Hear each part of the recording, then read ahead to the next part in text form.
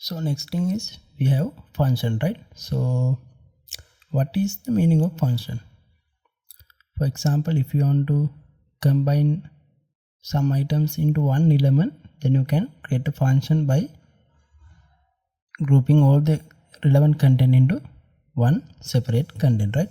So to create function we are using bracket, not a function keyword.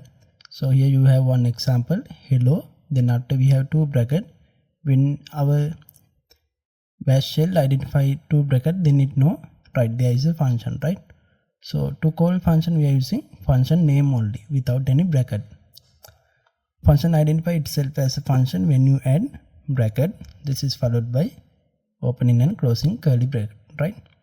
Function is not executed until it is called. Until you call this one, it is not going to execute. And also when it comes to variable scope, there is no scope in the shell. That means whichever variable you are defined inside the function can be accessed from the outside of the function.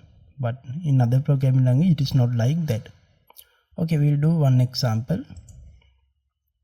I'm going to open terminal, then I will create one file, touch function dot shell.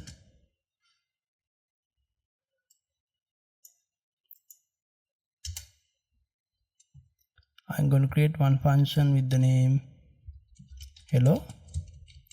Now when you add this opening and closing bracket, it know there is a function, right? So I'm going to print echo hello from function.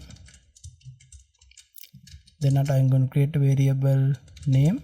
Name will be Jack. Then after echo name from function, which is equal to $name. Okay, so to run this function you can write hello command, that will be our function name. Then after we are calling this function, so we'll run bash func.sh. now you can see hello from function, it is printing this variable also. Now I'm going to access this function variable from outside of this function, that means somewhere here, echo outside of function. So we are going to write the name variable outside of the function, right?